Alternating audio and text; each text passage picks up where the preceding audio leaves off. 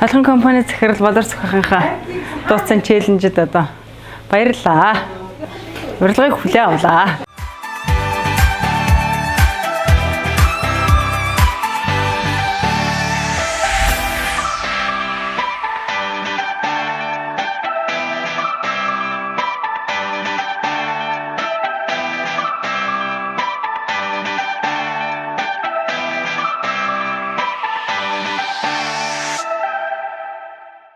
Таны хувьд анх хэдэн онд одоо хэдэн настай тийм ээ хувийн бизнесээ эхлүүлээ ер нь юм хий гэсэн тийм бодол хэдэн онд яг бий болж тэгээд анх ер нь яг энэ салбар руу яг хэрхэн орж яг энэ салбараас эхэлснээс үл өөр юм хийж эхэлж ирсэн үү энэ талаас эхлээд болцоо.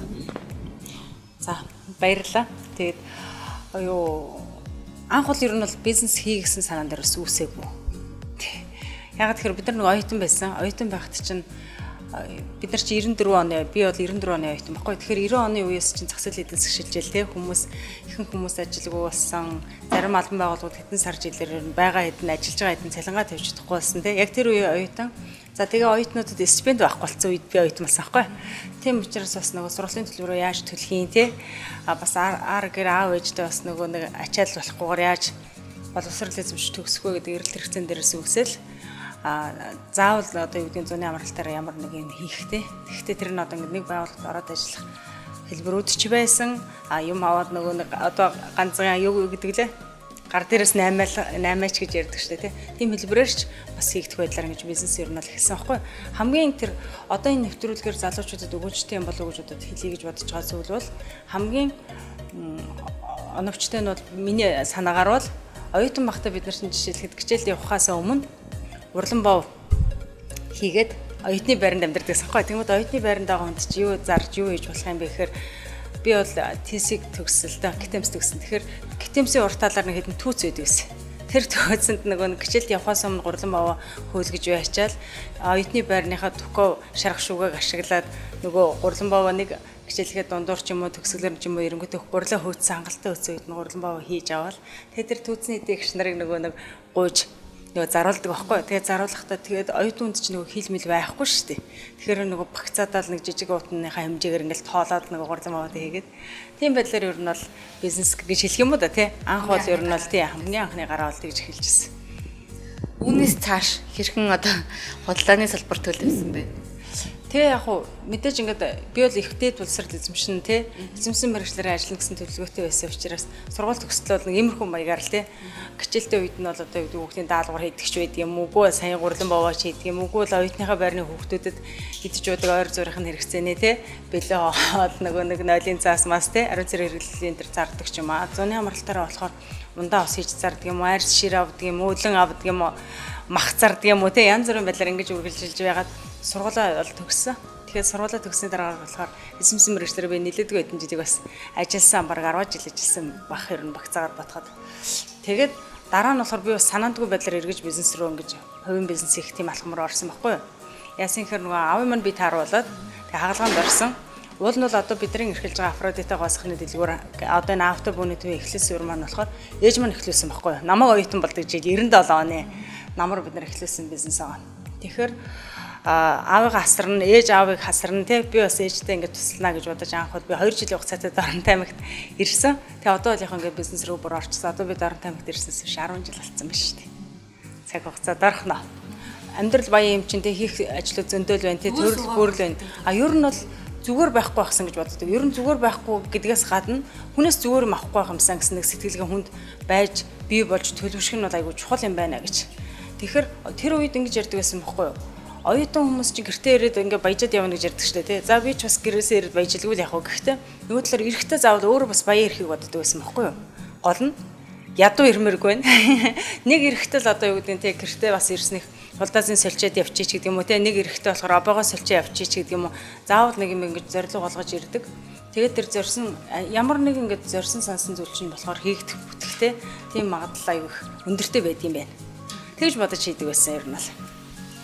Одоо ингээд Доронтой аймагтаа ирээд энэ чиглэлээр үйл ажиллагаа явуулаад 10-ад жил өнгөрцөн байна гэж байна. Тэгэхээр энэ хугацаанд таны хувьд бас жоохон хүндрэлтэй ч гэдэг юм уу уналтын үе ер нь тулгарч ирсэн үү? Хэрэг тулгарч ирсэн бол хэрхэн давж ирсэн бэ? За одоо ингээд Хүмүүс бизнес эрхэлнэ гэж бодонгууд бас зарим талаас хүн нөгөө нэг хүний өмссөн гутлын өмсөд явсан замаар нь явж үзэж байгаа тухайн юмыг дүгнэх хэрэгтэй гэж ярьдаг шээ тий. Тэрэн шиг юу хүндэгээс харахад бол бизнес хийж байгаа ер нь аль ч бизнес аль ч юмуд бол амархан харагддаг юм шүү.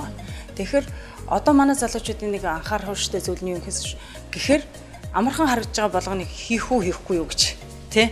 Тэр харагдах байдал нь бол өөр шүү гэж. Дараагийн нэг юм болохоор бас энэ гэцүү юм шүү гэж одоо няцаа суугаад байвал байсан байрандаа л байчин штэ. Тэгэхээр нөгөө нэг юу гэдэг вэ? Ухаантай цэцнэстэй ухаан модч гэлээ гэсэн явсан тэнгэн дээрээ гэсэн утгатай үг байдаг штэ тий. Тийм болохоор ямар нэгэн байдлаар юм эхлүүлэх нь бол чухал. Гэхдээ юуг эхлүүлэх вэ гэдгийг бол бас маш сайн бодож тооцож бол хийх нь бол мэдээж зөв. Миний хувьд бол тийм амар сонголт бол байгаагүй шүү дээ. Би бол ээжийнхээ эхлүүлчихсэн бизнесээр үргэлжлүүлээ явцсан. Тэгэхээр анх яг ололттой юм нь бол патентээр байсан бизнесийг бид өнөөдөр компани аж ахуйн нэгж болгосон. Улс орон нутгийн татварт бол төсөвт бол бас тодорхой хэмжээний хувь нэмрээ бол оруулдаг болсон гэдгээр би бахархах юм байна. Өөрөө хувьдаа бол. Тийм. Анх бол ийм олон салбар байна. Мэдээж тийм. Гуруулаад хөвчлэн ажилладаг байсан шүү дээ. Тэгээд тэрийг бол өргөжүүлсэн. Миний өөрийн мэрэгжилч хүний нөөцийн менежер мэрэгжилтэй байхгүй. Тэгэхээр хамгийн том нөөц бол өнөөдөр ерөөсө бэлэн мөнгө биш. Бас үйл хөдлөх хөрөнгөч биш. Хамгийн том нөөц бол хүн өөрөө байгаад байгаа байхгүй. Яг тэгэхээр хүнд өөрт нь шахагддаггүй ур чадварууд би тэрийг бас өөрөө бий болгож болдог. Сурах замаар бий болгож болдог учраас энэ бол хамгийн том нөөц. Тэгэхээр хүний нөөцийн менежер мэрэгжилтэй юм чинь нэгдүгээрт би нөгөө нэг хүн болгонд харилцаа эдлэг ур чадвар байдаг. Энэ ур чадварыг ашиглаж бизнесийн байгууллага бол нөгөө нэг өгөөжөө авчих хэвээр гэдэг бол одоо онлын хувьд би сурцсан гэсэн үг шүү дээ тийм учраас нөгөө нэг бизнесээ бол аягүй тэлж гсэн байгаа. Аль болох олон ажлын байр бий болохыг бид нар мэрийдэг. Жилд одоо ажлын амжилттай одоо байгууллагууд дүгндэг шүү дээ тэгээд дүгнэхэд магадгүй ашиг өснө үү, борлуулалт өснө үү гэдгээс илүүгээр бид нар бол ажлын байр хэдийг бий болгож чадсан юм бэ гэж бид нар бол хоорондоо дотооддоо тэгж дүгнэдэг. Таны хувьд яг бизнесийнхаа салбарч гэх юм уу эсвэл хувь хүн талаас нь ер нь бүхэл зүйл дээр аль болох баримталж явдаг зарчимч гэдэг юм уу те нэг төрөнд за ажил дээрэж тэр амьдралаар ийм л байна шүү гэдэг тийм зүйл. Тэгэхээр миний бүр ингэдэг одоо манай байгууллагын гэж ярьсан зүг баг. Манай байгууллагын ураач нь болохоор бид сайн сайхныг дагуулна гэсэн ураатай шүү дээ. Тэгэхээр бид сайн сайхныг түгээн дэлгэрүүлнэ гэсэн ураатай юм ба шүү дээ. Тэгэхээр бид нарт үнд зүйл байх хэвээр. Тэгэхээр нэгдүгээрт болохоор бид нар юу гэж ярьдаг юм бэ гэхээр ерөөсөө бидний сонгон өчлөж байгаа хэрэглэгчдийн эрх ашиг нь нэгдүгээр зэрэг тавигдана. Энэ эрх ашигыг хамгаалж одоо хэрэгцээг нь хангаж чадсныхаа төлөө бид нарт тодорхой хэмжээний нөгөө нэг мөнгө орж ирж байгаа шүү дээ тий. За дараагийн нэг юм болохоор энэ хэрэглэгчийн ярилт хэрэгцэн дээр тулгуурлаад орж ирсэн мөнгийг бий болгохын төлөө ажиллаж байгаа ажилтан ажилтгч гэж байгаа байхгүй. Тэгэхээр энэ ажилтан ажилтгчдийн эрхийн зөрчихгүй байх асуудал манай хувьд бүр хоёр тавигддаг зүйл байгаа. Дараагийн гурав тавигддаг зүйл нь болохоор би одоо Дорнот аймгийн унгуу хөгт шүү дээ тий. Нөгөө талаараа би Монгол хүн байхгүй. Тийм учраас Монгол улсын төсөвт тий би бизнесийн үйл ажиллагаа явуулсан юм чинь Монгол орны бас нэг юм бүс нутагт нь амьдэрсэн юм чинь тий. Тэгэхээр аймаг орон нутгийн төсөв, улс орон нутгийн төсөвт биш дээ нөгөө нэг заавал нөгөө хувь нэмрээ оруулах хэрэгтэй гэж.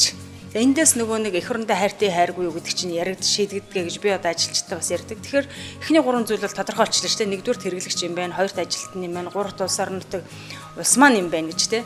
Дөрөвт нь болохоор энэ бүхнийг ашигтай энэ бүхний эрх ашигыг хамгаалж чадсныхаа эцэст бизнесийн байгууллагууд өөр ашиг олох хэрэгтэй гэж. Тэгэхээр манай үндэс зүйл бол яг энэ дөрвөн зүйл. Яг л энийг л бид нар одоо барьж ингэж бүгд цээжилж тий. Хэрэглэгчийн эрхийг зөрчсөн юм биш үстэй. Таны эрхийг зөрчсөн юм биш үстэй гэж ингэж л нөгөө нэг явдаг. Авток компани одоо яг хэдэн салбар дээр хичнээн ажилттай байна. Одоо бид нар 4 гоо сахны дэлгүүр байна. Тэгээ нэг бөөний төв, хүнсний бөөний төв ажиллаж байна.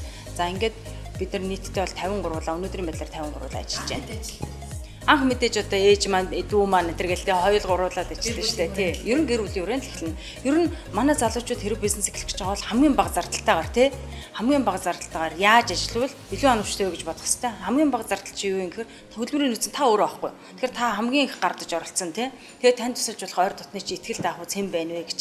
Тэрийг бол бас бодох хэрэгтэй. Тэрээс шууд хүн аваад ажиллуулаад яана гэвэл нөгөө хөдөлмөрийн нөөц гэдэг яриад байгаа одоо ажил хүчний зардал чинь болохоор хамгийн өндөр зардалд ордог шүү дээ. Тий.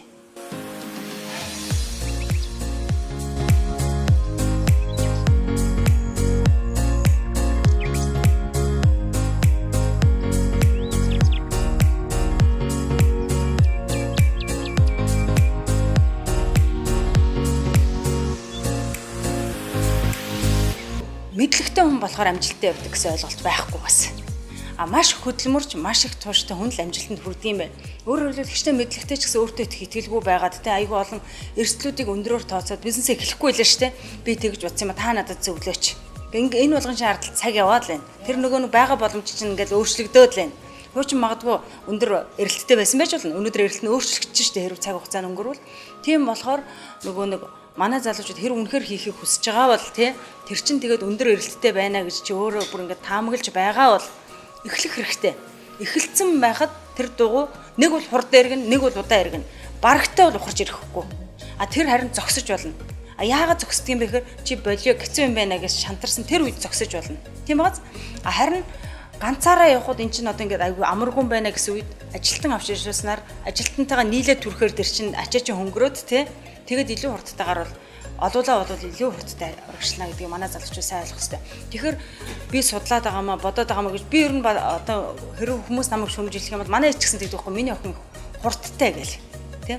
Нөгөө талаараа болохоор ингэдэг юм. Миний охин их хурдан гэж байгаа л ш нөгөө талаараа миний охин их тэнэг шүү гэдэг байхгүй. Яагаад гэсэн чинь нөгөө нэг бодохгүйгээр тэ сайн судлахгүйгээр эхлэх гээд байна гэж намайг шүмжилж байна гэсэн үг шүү дээ. Гэтэл ерөнхийдөө бол би тэндээс юу гэж боддог юм. Тэр хурд гэдэг юм чинь бол ялгарл юм байна. Миний хувьд бол даваа тал юм байна. Өөрөөр хэлбэл бодож байгаамаас, шийдэж байгаамаас, судалж байгаамаа гэд байгаад ахаар өдөр өнгөрөөд шүү дээ. Тэрний оронд хийгээд үзчихээ. Хийгээд үзсэн чи болохгүй байг л да. Би алдсан байж болно шүү дээ. Тийм миний тамагсан бүр. Гэхдээ хийгээд үзсэн чи ингэж хийж болохгүй байна гэдэг нь надад сайхан сургамж бий болж байгаа байхгүй. Тэгэхээр бизнес хийж явах явц чинь ингээд юун дээрээс болоод хүмүүс болдог юм бэ гэхээр юу тооцоосон ашиг нь тооцоосон юм байдгүй байхгүй. Жишээлхэд би анх бизнес хийх гээд одоогоос 10 жилийн өмнө бизнес хийх гэж байхдаа би ингэж төсөөсөнхгүй би хуучин ажил хийжсэн шүү дээ. Тэгэхээр ажил хийжсэн болохоор би компани байгуулна гэдэг яхад би компани захирал болно те офис суун би өсгөтэй готломсол те өдөр болго офисын гоцтой ингээд байна гэж бодсон байхгүй. Тэгсэн чинь бодит амьдрал дээр тэр нь шал өөр байсан. Тэгэхээр бодит амьдрал дээр бизнес эрхэлнэ гэдэг нь манай залуучуудын бодож байсан өөр байх магадлалтай. Гэхдээ битгий шантар. Гэхдээ чи өнөөдөр хөдөлмөрлөөд өөрөө баялаг бий болгож хизээ нэг өдөр тэр хүссэнд хурж болно. Тэрнээс хүний оффист очиж суугаад яах юм бас. Тийм биз дээ. Хизээч магадгүй ажилгүйч болж болно шүү дээ бидний ур чадвар голөгдвол тий. Тийм учраас нэх их бодохгүйгээр нэх их шантарахгүйгээр тий тэр бодоод байгаа юм хийгээд үзээрэй гэж нэг хэлмээр байна. Гэхдээ давхар нэг юм бэ. Тэрний юу гэхээр хүн болгон одоо мэдээч хэрэг бизнес эрхлэхийг хүсдэг боловч энэ нь бол тодорхой хэмжээнд бол бас хязгаарлагддаг. Юугаар хязгаарлагддаг юм бэ гэхээр таны бас мэдлэг чадвараар хязгаарлагдана. Тэ?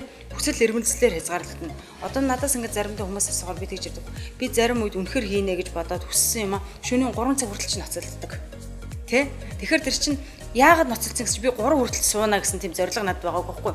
Улаараад хийгээлсэн чинь нэг мэдчих 3 цаг болчихсон. Нэг ядраал ингээд өндийгээ цаг арчиж 3 цаг болчихсон байхгүй. Тэгэхээр ямар нэгэн юмар бизнес хийж байгаа өөрөө ингээд хөглөгддөг байна шүү дээ, тий. Тэрийг манай залуучууд мартаж болохгүй. Бас